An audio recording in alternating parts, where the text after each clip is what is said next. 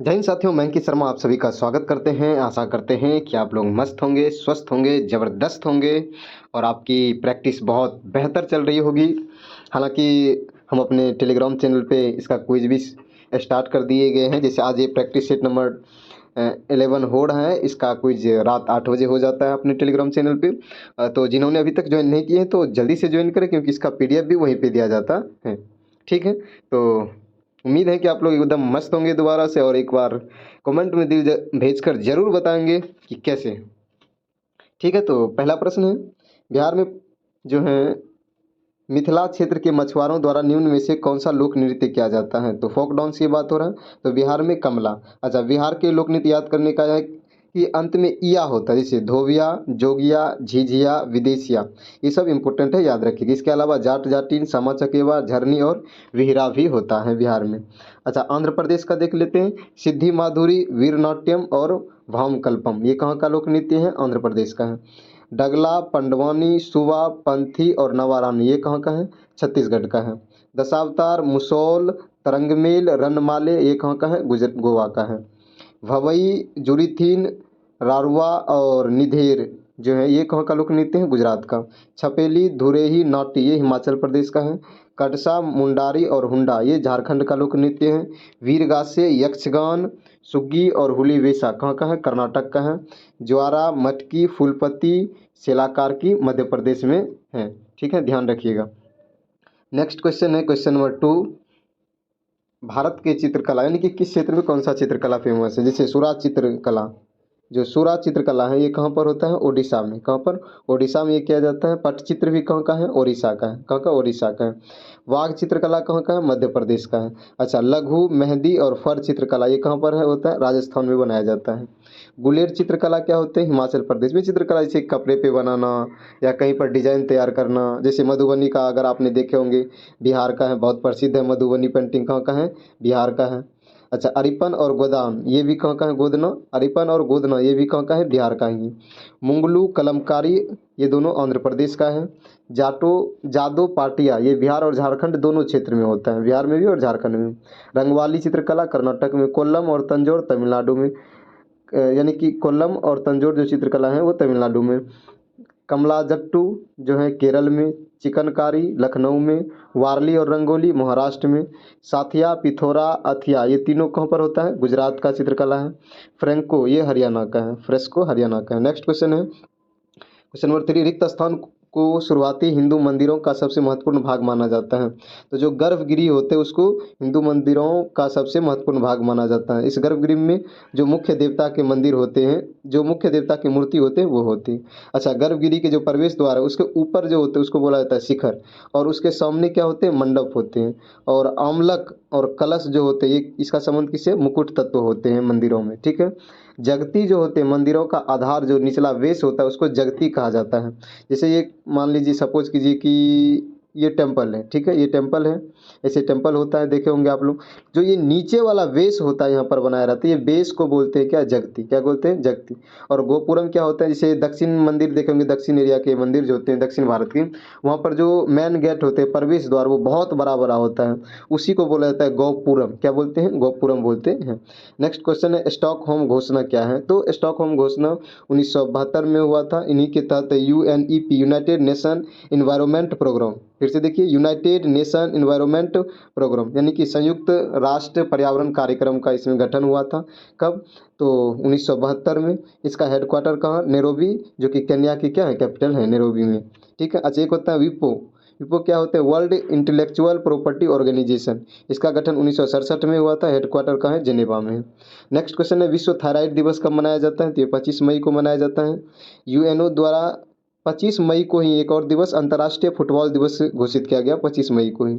23 मार्च को अंतर्राष्ट्रीय मौसम विज्ञान दिवस। 30 अप्रैल को इंटरनेशनल जैज दिवस। ये जैज क्या होते हैं? म्यूजिक से संबंधित होते हैं, जैज। 28 मई मासिक धर्म चक्र स्वच्छता दिवस।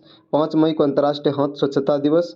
24 मार्च ये जो इंटरनेशनल जो विश्व यानी कि अंतर्राष्ट्रीय तपेदिक दिवस कह सकते हैं, टीबी दिवस कह सकते हैं। अच्छा, एक बात बताना आपको, टीबी जो रोग होता है यानी तपेदिक जो रोग होता है वह किसके कारण होता है? क्या प्रोटोजोआ के कारण होता है? प्रोटोजोआ के कारण, या विक्टोरिया यानी कि विक्टोरिया नहीं, बैक्टीरिया या जीवाणु के कारण होता है, या विषाणु के कारण होता है? किसके कारण होता है आपको ये बताना है, ठीक है। 28 जुलाई को हेपेटाइटिस डे मनाया जाता है, अंतर्राष्ट्रीय हेपेटाइटिस डे। और 12 नवंबर को अंतर्राष्ट्रीय निमोनिया दिवस। ये जो निमोनिया रोग है ये भी किसके कारण होता है? तो निमोनिया रोग हम बता देते हैं, जीवाणु के कारण होता है, ठीक है। अच्छा, 14 नवंबर को अंतर्राष्ट्रीय मधुमेह दिवस मनाया जाता है, और 1 दिसंबर को अंतर्राष्ट्रीय एड्स दिवस। एड का फुल फॉर्म पूछ लेता है, एक्वायर्ड इम्यूनो डिफिशियंसी सिंड्रोम होते हैं, ठीक है। एक्वायर्ड इम्यूनो डिफिशियंसी सिंड्रोम होते हैं एड्स का फुल फॉर्म। नेक्स्ट है, फुटबॉल में सेंडिंग ऑफ कार्ड का रंग कैसा होता है? तो सेंडिंग ऑफ कार्ड का जो रंग होता है वह होता है लाल। कैसा होता है? लाल होता है। अच्छा, ये जो चेतावनी देने के लिए कौन सा कार्ड होता है? पीला कार्ड होता है। फुटबॉल में जो रेफरी के पास होते हैं क्या क्या होते हैं? कार्ड, सीटी और घड़ी होते हैं समय देखने के लिए।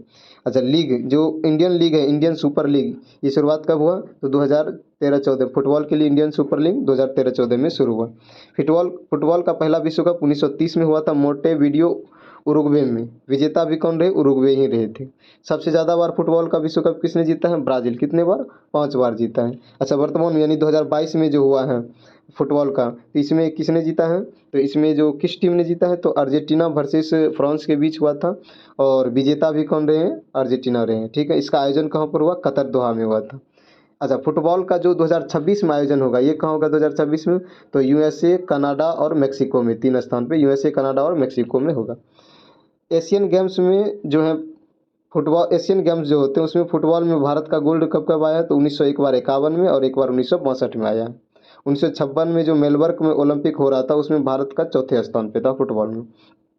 नेक्स्ट क्वेश्चन है, निम्न किस संगीतकार ने अनूप राग विलाप नामक पुस्तक लिखी है? तो अनूप राग विलाप जो है पंडित कुमार गंधर्व की पुस्तक है। इसे पद्म भूषण जो है, पद्म पद्म भूषण 1977 में, और पद्म विभूषण 1990 में दिया गया। अच्छा, जसराज जो है ये किसकी है? पंडित जसराज की है पुस्तक। पंडित रविशंकर की एक है रागमाला, और दूसरा माई म्यूजिक माई लाइफ, ये किसकी है? पंडित रविशंकर की पुस्तक है।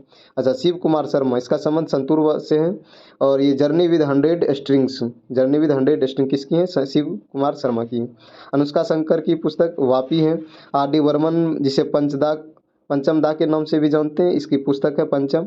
मीटिंग बाय रिवर, ये मोहन भट्ट की पुस्तक है, और मोहन भट्ट का संबंध किससे है आपको बताना है, ठीक है। बिस्मिल्लाह खां, इसकी पुस्तक है metro from Banaras, maestro from Banaras है। इसे 2001 में जो है भारत रत्न दिया गया, और ये शहनाई वादक यानी शहनाई बजाते थे। नेक्स्ट क्वेश्चन है, भारतीय संसद में शामिल हैं? तो भारतीय संसद में राष्ट्रपति और दोनों सदन का मतलब राज्यसभा और लोकसभा। अच्छा, इससे संबंधित जानते हैं अनुच्छेद, एक याद रखिएगा, सरला, सरला से 100 से संसद, आर्टिकल 79, र से राज्यसभा, आर्टिकल 80, ला से लोकसभा, आर्टिकल 81। राज्यसभा में जो अधिकतम सीटें होती हैं 250, और न्यूनतम सीटें 500, लोकसभा में अधिकतम सीटें 552 होती हैं।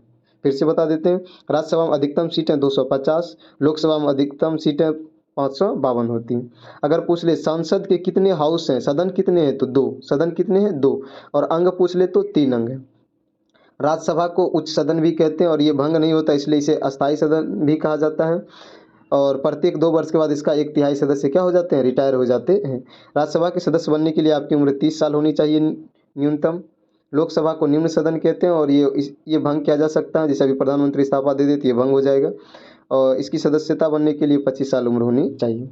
आर्टिकल 85 में क्या दिया हुआ है? तो संसद के सत्र दिए हुए आर्टिकल 85 में। आर्टिकल 87, राष्ट्रपति का जो विशेष अभिभाषण होता है, विशेष अभिभाषण मतलब जो लिखा रहता है वही बोलना है, एक्स्ट्रा बातें नहीं बोला जाता है उसमें जोड़ के। आर्टिकल 93 लोकसभा के अध्यक्ष और उपाध्यक्ष के बारे में है। आर्टिकल 98 संसद सचिवालय है। आर्टिकल 105 एमपी के जो विशेषाधिकार हैं, मेंबर ऑफ पार्लियामेंट के जो विशेषाधिकार हैं उसके बारे में, और आर्टिकल 120 में संसद में प्रयोग होने वाली भाषा की बात है। नेक्स्ट क्वेश्चन है, क्वेश्चन नंबर 9, भारत के जो राष्ट्रपति हैं इनमें से कौन से लोकसभा के अध्यक्ष भी रह चुके थे? तो ऑप्शन के अनुसार हालांकि था, पता नहीं, नीलम संजीव रेड्डी होगा आंसर। क्या होगा? नीलम संजीव रेड्डी होगा। लोकसभा के पहले अध्यक्ष कौन थे? गणेश वासुदेव मालवकर, जीवी मालवकर हैं। सेकंड लोकसभा अध्यक्ष एम.ए. अयंगार हैं, जो कि प्रथम उपाध्यक्ष भी बने थे। लोकसभा के प्रथम उपाध्यक्ष और दूसरे अध्यक्ष जो हैं एम.ए. अयंगार हैं। फर्स्ट महिला अध्यक्ष कौन बनी थी? मीरा कुमार। सेकंड महिला सुमित्रा महाजन, इसकी एक पुस्तक है मातोश्री जो बहुत फेमस है, एसएससी कई बार पूछ चुकी है। सबसे लंबा काल लोकसभा अध्यक्ष में किसका रहा? तो बलराम जाखड़ का रहा। लोकसभा स्पीकर के पास एक निर्णायक मत होता है। अगर कोई बराबर हो गया तो अपना मत दे करके उसको जिसके तरफ भी देना होगा, तो वो किस अनुच्छेद में, आर्टिकल 100 में। लोकसभा विपक्ष के पहले नेता कौन थे? राम सुभग सिंह।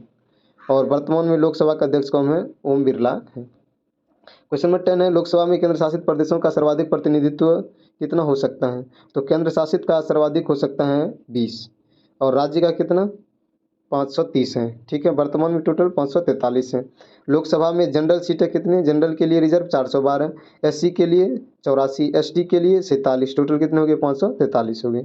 लोकसभा जो सीट में जनगणना का आधार क्या है? अभी जो वर्तमान लोकसभा सीट है इसकी जनगणना का अधिकार आधार जो है 1971 के जनगणना का अधिकार है, आधार है। लोक जनप्रतिनिधित्व अधिनियम कब आया था? 1951 में। सबसे ज़्यादा लोकसभा सीट कहाँ पर है? यूपी में है, उसके बाद मध्य प्रदेश में है, सॉरी महाराष्ट्र में है, उसके बाद पश्चिम बंगाल में 42 और आंध्र प्रदेश में भी 42 है, बिहार में 40 है। अच्छा, इसका पूछ लेता है मिजोरम में, मिजोरम, नागालैंड और सिक्किम ये यहाँ पर है, एक सीट है मात्र लोकसभा के लिए। असम में 14 है, दिल्ली में 7 है।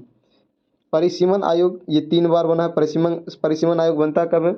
जब जनगणना होता है, जनगणना के बाद ये परिसीमन आयोग का गठन होता है ताकि सीट का आवंटन किया जा सके। ठीक है, तो ये 1952 में बना था, 1963 में, 1973 में और फिर 2002 में बना।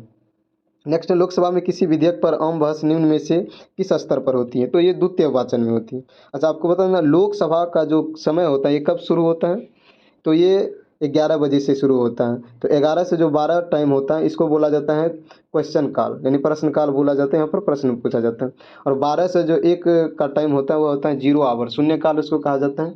फिर उसके बाद 0 आवर के बाद, शून्य काल के बाद रेस्ट होता है। भाई थक जाते हैं 2 मिनट में, वो नेता हैं, 2 मिनट में थक, 2 घंटे में वो थक जाते हैं, इसलिए उसे 1 घंटे का आराम दिया जाता है।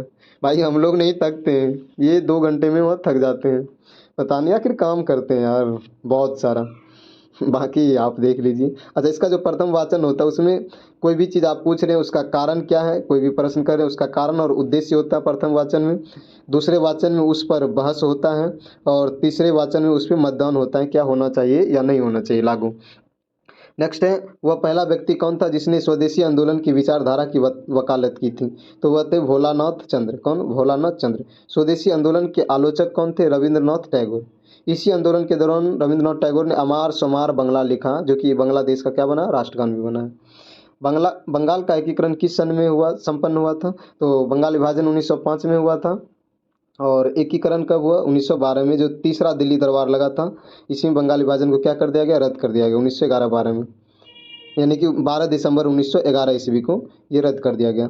अच्छा, राजधानी जो है कलकत्ता से दिल्ली कब बनाया गया? तो घोषणा 1911 में, बना कब? 1912 में। घोषणा किसने किया था? जॉर्ज पंचम ने। दिल्ली से नई दिल्ली राजधानी कब बना? पहले तो नई दिल्ली को स्थापित यानी बसाया गया 1927 में, फिर इसको कैपिटल बनाया गया 1931 में। दिल्ली दरबार, 3 दिल्ली दरबार। पहला दिल्ली दरबार लिटन के काल में पहला दिल्ली दरबार हुआ था 1877 में, जिसमें कि विक्टोरिया को सम्राज्ञी घोषित किया गया था, यानी कि रानी घोषित किया गया था। अच्छा, करजन जो दूसरे दिल्ली दरबार करजन के समय हुआ 1903 में, इसमें कौन आया था? एडवर्ड सेवन आया था और इसकी वाइफ एलेक्जेंडर आई थी। हार्डिंग द्वितीय जो कि तीसरे दिल्ली दरबार थे उसमें जॉर्ज पंचम आए थे, और उसकी महारानी, रानी, वाइफ कैथरीन मेरी नहीं, मैरी आई थी। ठीक है, अन्यथा वो आपकी हो जाएगी। नेक्स्ट है क्वेश्चन नंबर 14, 1907 में मुस्लिम लीग का वार्षिक अधिवेशन कहाँ हुआ था? तो 1907 में मुस्लिम लीग का वार्षिक अधिवेशन हुआ था कराची में। मुस्लिम लीग कब गठन हुआ था? 1906 में, सलीमुल्लाह खां और आगा खां के द्वारा। इसका गठन कहाँ पर हुआ था? ढाका में। लंदन में इसकी शाखा सैयद अमीर अली ने लंदन में शाखा इसका खोला था। ठीक है। अच्छा, पाक शब्द किसने गढ़ा था? तो रहमत अली ने। कब? 1933 ईस्वी में। मुस्लिम लीग ने अपना मुक्ति दिवस कब मनाया? 22 दिसंबर को। और पाक दिवस कब मनाया? 23 मार्च 1943 को। प्रत्यक्ष कार्रवाई दिवस 16 अगस्त 1946 को। 2 राष्ट्र सिद्धांत जिन्ना ने दिया था लाहौर अधिवेशन में 1940 के, जो लाहौर अधिवेशन था कांग्रेस का, और जिन्ना ने 14 सूत्रीय प्रस्ताव पेश किया था 1929 के दिल्ली अधिवेशन में। नेक्स्ट है, इंडियन नेशनल कांग्रेस और मुस्लिम लीग के बीच मतैक्य का काल निम्न में से कौन प्रदर्शित करता है? 1916 से 1922 ईस्वी तक। इसमें जो नरम दल और गरम दल ये दोनों में विभाजन हुआ था, सूरत अधिवेशन में अलग हुआ था, और ये मिला था फिर 1916 के अधिवेशन में। इसमें नरम दल गरम दल, इसके अलावा मुस्लिम लीग ने भी इसमें शामिल हुआ था। चोरा चोरी कांड कब हुआ था? तो 4 फरवरी 1922 को, हालांकि 5 फरवरी भी दिया रहता है, लेकिन ये ज़्यादा एक्यूरेट सही है। बाकी आप ऑप्शन के अनुसार देख लीजिएगा। बाकी नवीन सर ने तो 4 फरवरी बताया, 5 फरवरी को उन्होंने गलत बताया। ठीक है। स्वराज हमारा जन्मसिद्ध अधिकार है, ये किसने कहा था? तिलक जी ने, यानी बाल गंगाधर तिलक ने। काली मिट्टी के संबंध में, इसे रेगुर मिट्टी भी कहा जाता है। काली मिट्टी का काला रंग टिटेनिफेरस मैग्नेटाइट की वजह से काला रंग होता है।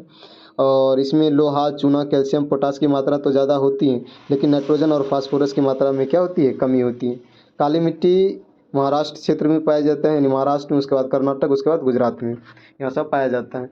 इसके लिए फसल कौन सी? कपास की फसल इसमें अच्छे से हो जाती है।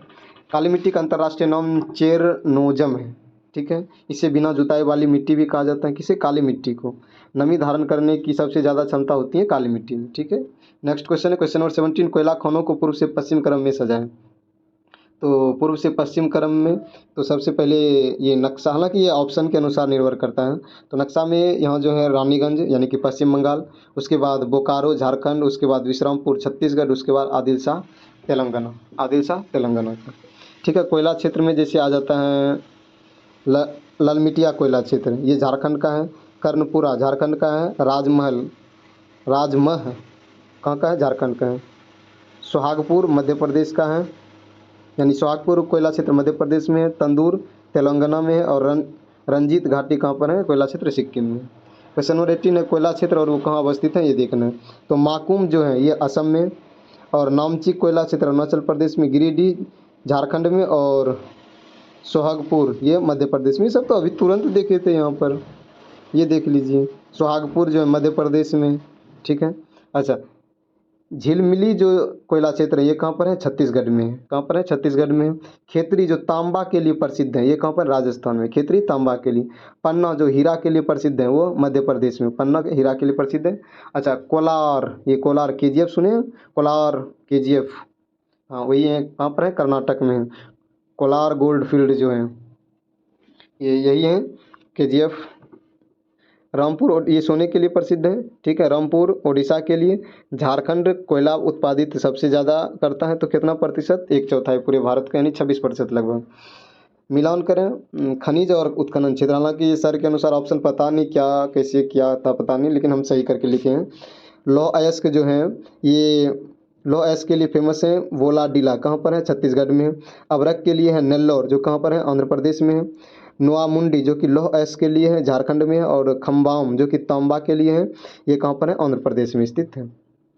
कौन सा पेट्रोलियम उत्पादन क्षेत्र गुजरात में नहीं है? तो ऑप्शन के अनुसार मोरन नहीं है, बाकी कलोल, कोसंबा और नवगाम ये गुजरात में ही है। ये मोरन कहाँ पर है? मोरन तो असम डिब्रूगढ़ में। अच्छा, सबसे बड़ी तेल रिफाइनरी कहाँ पर है? जामनगर गुजरात में। पहला तेल कुआं माकुम असम में। नेक्स्ट है एक अर्थव्यवस्था में वह स्थिति जब मुद्रास्फीति और बेरोजगारी दोनों उच्च स्तर पर होती हैं तो वह डैश के रूप में मानी जाती हैं, तो वह निस्पंदन स्फीति के रूप में मानी जाती हैं। मुद्रास्फीति होते क्या है? जब मांग और आपूर्ति में असंतुलन हो जाए, मांग और आपूर्ति में क्या हो जाए? असंतुलन हो जाए, तब मुद्रास्फीति पैदा होती है। इसमें क्या होता है? वस्तु एवं सेवा का मूल्य क्या हो जाता है? बढ़ जाता है। नेक्स्ट है मुद्रास्फीति के संदर्भ में CPI का पूर्ण रूप क्या है? तो CPI है कंज्यूमर प्राइम इंडेक्स। क्या है? कंज्यूमर प्राइम इंडेक्स है। CPI उपभोक्ता की दृष्टि से महंगाई होता है इसमें। ठीक है। ये रूरल क्षेत्र, अर्बन और कंबाइंड, रूरल और अर्बन दोनों पर भी निर्भर करता है। इसका आधार वर्ष क्या है? 2012 है CPI का। और ये सेवा एवं वस्तुओं का मूल्य दोनों इससे मापा जाता है। CPI से सेवा एवं वस्तुओं के मूल्य के आधार पर मापा जाता है। इसकी गणना CSO द्वारा की जाती है। एक होता है WPI, होलसेल प्राइस इंडेक्स, यानी ये विक्रेता की दृष्टि पर निर्भर करता है। इसका आधार वर्ष रहा 2011 से 12। ये सिर्फ वस्तुओं पर, क्योंकि CPI जो है वस्तु एवं सेवा दोनों पर होता है, लेकिन WPI सिर्फ वस्तुओं पर होता है। इसका गणना ऑफिस ऑफ इकोनॉमिक एडवाइजर के द्वारा किया जाता है। क्वेश्चन नंबर 23 है सौभाग्य योजना 2017 में चला था, ये विद्युत मंत्रालय के अंतर्गत आता है। ठीक है, क्योंकि विद्युत से संबंधित योजना था। उज्ज्वला योजना ये 2 बार चला, एक 1.0 और एक 2.0। 1.0 जो है 1 मई 2016 को चला था, और 2.0 10 अगस्त 2021 को चला था। उज्ज्वला योजना पेट्रोलियम एवं प्राकृतिक गैस मंत्रालय का अधीन आता है। कौन सा समीकरण वेग एवं समय संबंध को दर्शाता है? ये V = U + AT। वेग समय को दर्शाता है। बाकी इसके अन्य 2 फॉर्मूले यानी 3 फॉर्मूले होते हैं गति संबंधित। एक होते हैं S equal to u t plus half a t square, ये स्थिति और समय को दर्शाता है। और वी स्क्वायर बराबर u square plus 2a S स्थिति और वेग को दर्शाता है। क्वेश्चन नंबर है समस्थानिक ऐसे परमाणु होते हैं जिनका, बहुत इंपॉर्टेंट क्वेश्चन है। समस्थानिक क्या होते हैं, ध्यान देखिए, जो परमाणु होते हैं अगर उनका परमाणु क्रमांक, जो भी तत्व होते हैं उनका अगर परमाणु क्रमांक समान है लेकिन परमाणु द्रव्यमान भिन्न होता है तो उसे क्या बोलते हैं, समस्थानिक। परमाणु क्रमांक समान, परमाणु द्रव्यमान भिन्न, समस्थानिक होते हैं। जैसे देख लीजिए H1 आपको कल ही बताए थे, जो नीचे रहता है ये परमाणु संख्या होते हैं और यहाँ जो रहते हैं परमाणु द्रव्यमान होते हैं ऊपर पे। इसे बड़ी ए से सूचित किया जाता है और इसे जेड से सूचित किया जाता है। और कल ही बताए थे जेड बराबर यानी होता है, यही होते हैं यानी कि परमाणु संख्या बराबर ही होते हैं प्रोटॉन की संख्या और इलेक्ट्रॉन की संख्या। लेकिन अगर न्यूट्रॉन की संख्या बोलें तो ए में से जेड को घटाना पड़ता है। तो जैसे देख लेते हैं क्या क्या है।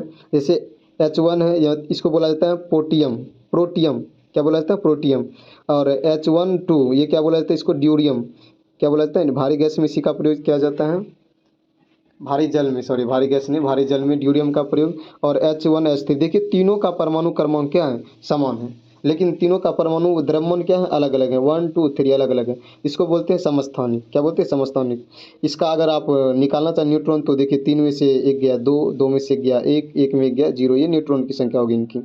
संभारिक क्या होते हैं, तो इसमें परमाणु क्रमांक समान होते हैं लेकिन इसमें परमाणु द्रव्यमान समान होते हैं और परमाणु संख्या अलग अलग होते हैं। जैसे देख लीजिए आर्गन का, यहाँ ये परमाणु क्रमांक, परमाणु द्रव्यमान सबका सेम है लेकिन परमाणु क्रमांक क्या है, अलग अलग हैं।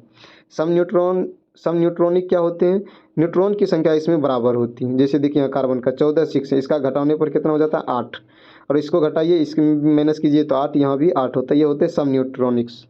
आइसो इलेक्ट्रॉनिक क्या होते हैं, इसमें इलेक्ट्रॉन की संख्या बराबर होती है। तो ये इसके क्या है, कुछ उदाहरण हैं।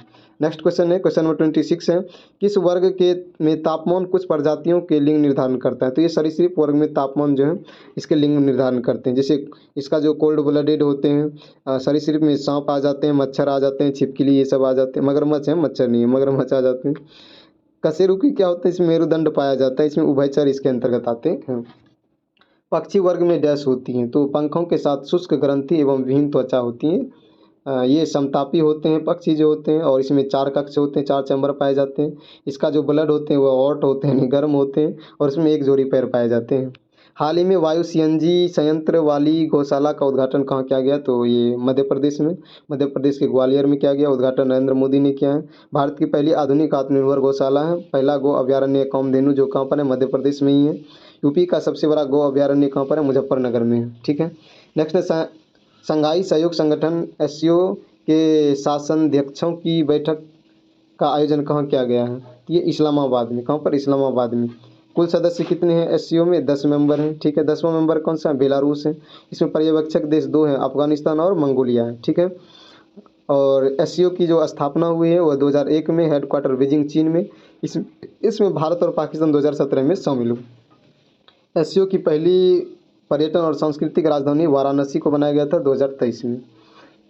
हाल ही में बंगाल की खाड़ी में बने चक्रवाती तूफान दाना का नाम किस देश ने दिया, तो ये किस देश ने दिया था, कतर ने। किसने, कतर ने। इससे प्रभावित क्षेत्र कौन कौन से, हमारा पश्चिम बंगाल और ओडिशा इससे प्रभावित रहा था इस चक्रवाती तूफान से। ठीक। अच्छा, एक आया था रेमल जो कि बंगाल की खाड़ी में आया था, ये नाम किसने दिया था, ओमान ने। असना अरब सागर में आया था, ये नाम दिया था पाकिस्तान ने। निचोग जो कि बंगाल खाड़ी में आया था, ये नाम दिया था म्यांमार ने। और विपरजुआय अरब सागर में आया था ये चक्रवात, बांग्लादेश ने इसका नाम दिया था। मोचा बंगाल की खाड़ी में आया था, यमन ने इसका नाम दिया था। अब आता है चक्रवात शक्ति, ये प्रश्न था HW सर की तरफ से। चक्रवात शक्ति आगामी तूफान का नामकरण किसने किया था, तो श्रीलंका ने।